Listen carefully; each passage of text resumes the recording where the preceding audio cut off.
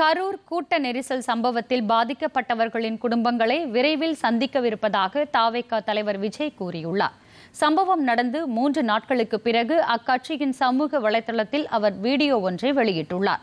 அதில் தமது வாழ்க்கையில் இப்படியொரு வலிமிகுந்த நேரத்தை சந்திக்கக்கூடும் என எதிர்பார்க்கவில்லை என்றும் மனது முழுக்க வலியை அனுபவிப்பதாகவும் கூறியுள்ளார். மக்களின் பாதுகாப்பே முக்கியம் என்று குறிப்பிட்டுள்ள விஜய், மக்களுக்கு அனைத்து உண்மைகளும் தெரியும் என கூறியுள்ளார்.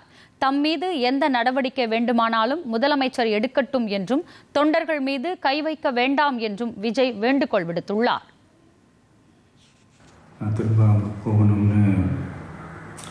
இருந்துச்சுன்னா அது ஒரு காரணம் காட்டி அங்கே வேறு சில பதட்டமான சுச்சுவேஷன்ஸ், வேறு சில சம்பாவிதங்கள் அந்த மாதிரி எதுவும் நடந்துடக்கூடாதுன்றதுக்காக தான் நாங்கள் அவாய்ட் பண்ணோம்.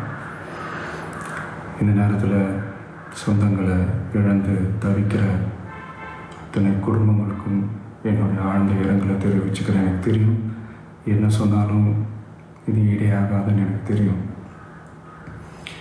ஹாஸ்பிட்டலில் ட்ரீட் பண்ணிகிட்ருக்கிற எல்லாருமே சீக்கிரமாக க்யூர் ஆகி வரணுன்றதை இந்த நேரத்தில் நான் வேண்டிக்கிறேன்.